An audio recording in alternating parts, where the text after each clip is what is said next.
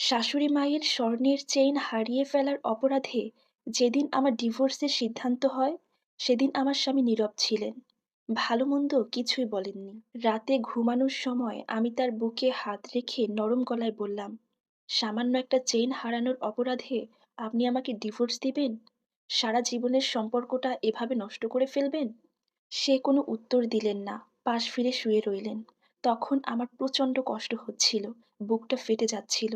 আমি চোখ বন্ধ করে রইলাম। কত শত স্বপ্ন নিয়ে একটা মেয়ে নতুন পরিবেশে আসে, নতুন মানুষের সাথে ওঠা বসা করে, একটা মানুষকে জীবনসঙ্গী বানায়, সারা জীবন তার সাথে থাকার জন্য কত স্বপ্ন বনে। আমার সেই সব কিছুই যেন এক নিমিষে শেষ হয়ে গেল। ঘটনার শুরু হয় গতকাল রাতে। কাজকর্ম সব শেষ করে বিছানা গুছাচ্ছিলাম শোবো বলে। এর মধ্যে শাশুড়িমা রুমে এসে জিজ্ঞেস করলেন, বৌমা, তোমার এই বাড়িতে থাকতে কোনো অসুবিধা হচ্ছে না তো? আমি তাকে বিনয়ের সুরে জবাব দিলাম, না মা, এখানে থাকতে আমার কোনো অসুবিধা হচ্ছে না, বরং খুব ভালো লাগছে। আপনারা সবাই খুব ভালো। এরপর আমার শাশুড়ি আমার মাথায় হাত বুলিয়ে দিলেন, গলায় একটা ভারী গহনা পরিয়ে দিলেন। বললেন, বৌমা, এটা আমার বাবা বানিয়ে দিয়েছিলেন, সেকেলে সোনা। এত খাঁটি স্বর্ণ এখন আর কোথাও পাবে না। হারটাতে খুব সূক্ষ্ম কাজ, কিন্তু দেখতে খুব সুন্দর আর ভীষণ ভারী। গলায় পড়েছিলাম তাই ভারটা বুঝতে পারছিলাম। কম করে হলেও গহনাটিতে 4 ভরি সোনা। আমি ঠিক বুঝতে পারছিলাম। তখন আমার শাশুড়িমা আমাকে বলতে লাগলেন, বৌমা, কালকে খুব ঘরোয়া আয়োজনে তোমার বৌভাত। আসলে এতদিন সময় সুযোগ হয়ে ওঠেনি। আর তাছাড়া আমার ছেলে ফাহিমের ছুটিও ছিল না। অবশেষে কালকে সেই অনুষ্ঠানের তারিখ পড়ল। বেশি কেউ না, তোমার শ্বশুরের অফিস থেকে কয়েকজন লোক আসবে, আর এই তো আমরা সব আত্মীয় স্বজন। শোনো মা, কালকে এই হারটা তুমি পরবে। আমিও মাথা নাড়িয়ে জবাব দিলাম, ঠিক আছে মা, কালকে আমি এটা পরবো। ছোটবেলার খুব একটা স্মৃতি মনে নেই আমার।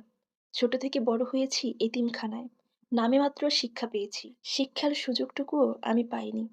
তারপর একদিন এতিমখানায় আমার শ্বশুরাব্বুর সাথে আমার দেখা। তারা গিয়েছিলেন এতিমখানা পরিদর্শন করতে। আমি তার সামনে চা নিয়ে এসেছিলাম। সে প্রথম দেখাতেই আমাকে পছন্দ করেছিলেন।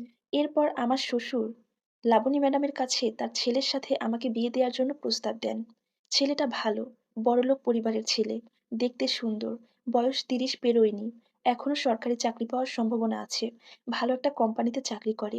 এসব দেখে শুনে লাবণী ম্যাডাম তার ছেলের সাথে আমাকে বিয়ে দেওয়ার জন্য তড়িঘড়ি করে একটা মিটিং ডাকলেন। এতিমখানার সবাই আমার ভাগ্যকে নিয়ে প্রশংসা করতে লাগলেন। সবাই বলতে লাগলেন, এমন ভাগ্য কয়টা মেয়ের হয়। এতিমখানায় বড় হয়ে এত ভালো ছেলে পাওয়া তো সোনার হরিণ। মানুষ গাদায় গাদায় টাকা দিয়ে রায়বার ধরেও মেয়েকে ঠিকমতো বিয়ে দিতে পারছে না, আর সেখানে মেয়েটার ভাগ্য দেখো।